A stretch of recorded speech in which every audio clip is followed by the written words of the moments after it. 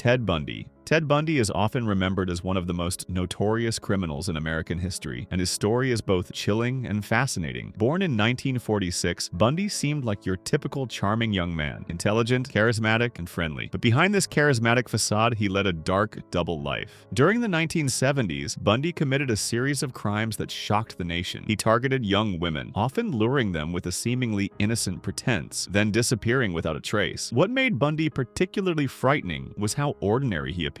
He blended in effortlessly, making people less likely to suspect him. His crimes spread across multiple states, which made him incredibly difficult for law enforcement to track. Bundy's downfall began with a routine traffic stop in Utah in 1975. When police searched his car, they found suspicious items that linked him to several disappearances. Over the next few years, Bundy was arrested multiple times, but his cunning helped him escape custody twice, sparking one of the most intense manhunts in American history. Ultimately, it was meticulous police work, eyewitness accounts, and forensic evidence, including bite mark analysis, that finally tied Bundy to his crimes. He was convicted and sentenced to death, spending the final years of his life on death row before being executed in 1989. John Wayne Gacy. John Wayne Gacy looked like the definition of an ordinary, friendly neighbor. Living in suburban Chicago in the 1970s, he ran a small construction business, was active in his community, and even performed at children's parties dressed as Pogo the Clown. But behind that painted smile hid one of the most disturbing double lives in American criminal history. Between 1972 and 1978, Gacy preyed on young men and teenage boys, luring many with promises of jobs or money. Over time, dozens went missing around his neighborhood, but for years, no one suspected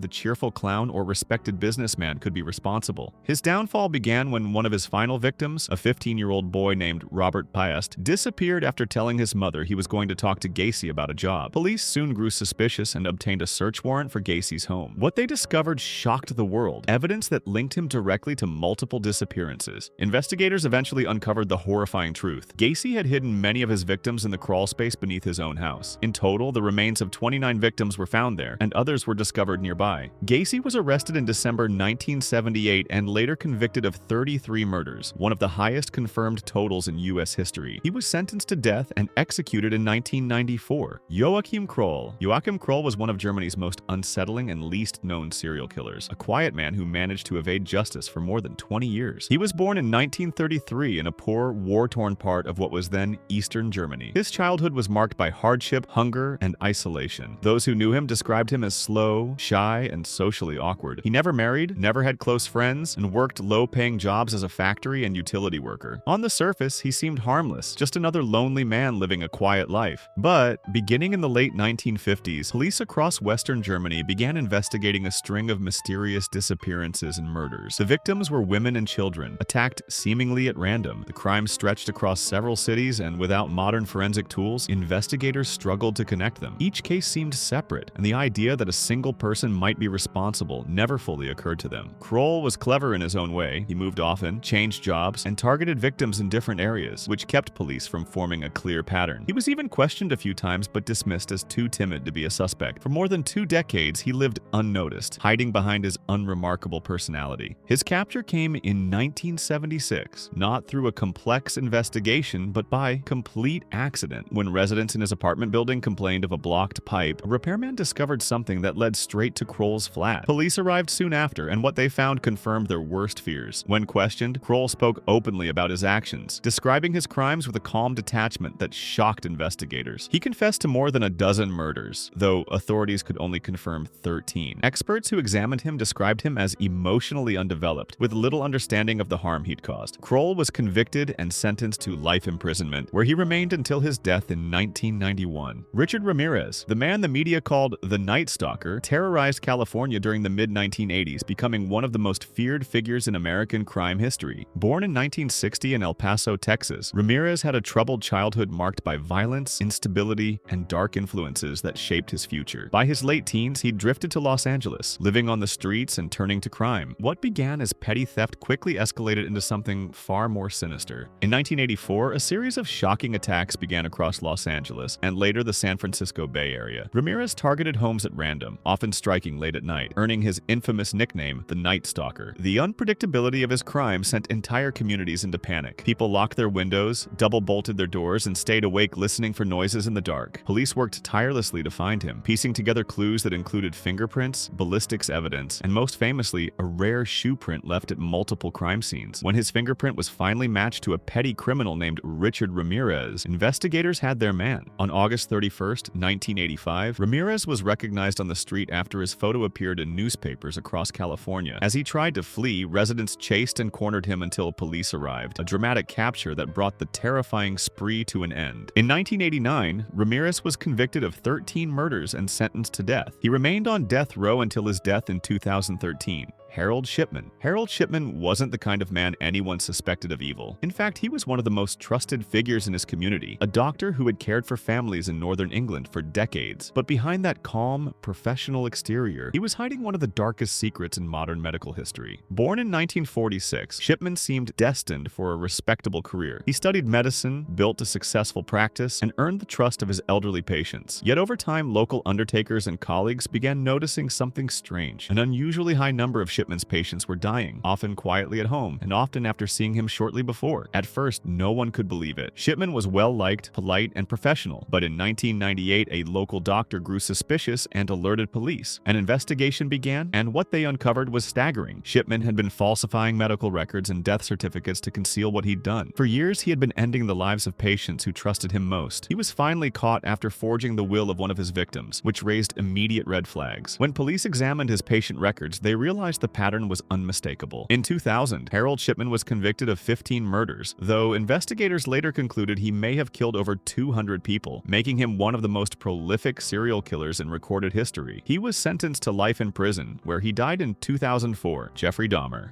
Jeffrey Dahmer, often called the Milwaukee Cannibal, is one of the most infamous serial killers in American history. But beneath the shocking headlines, his story is a chilling look at how someone's outward appearance can mask dark impulses. Born in 1960 in Milwaukee, Wisconsin, Dahmer grew up in a seemingly ordinary family, though his childhood was troubled. He became increasingly isolated as a teenager, developing strange obsessions and antisocial behaviors. By the late 1970s, he had begun targeting young men, luring them into his life under seemingly harmless pretenses. For over a decade, Dahmer committed a series of crimes that left authorities and communities in disbelief. His methods were calculated, and he was careful to avoid leaving evidence that would immediately reveal him. For years, he blended into society, working odd jobs, living quietly, and avoiding suspicion. His capture came in 1991, when one of his intended victims managed to escape and alert the police. When authorities searched Dahmer's apartment, they found evidence that finally revealed the horrifying truth. Dahmer was arrested, charged with multiple murders, and the full extent of his crimes began to come to light. In 1992, he was convicted of 15 murders and sentenced to 941 years in prison. Dahmer died in 1994, killed by a fellow inmate. If you liked this video, give it a thumbs up and feel free to subscribe and hit the bell so you never miss a future upload. Thanks for watching.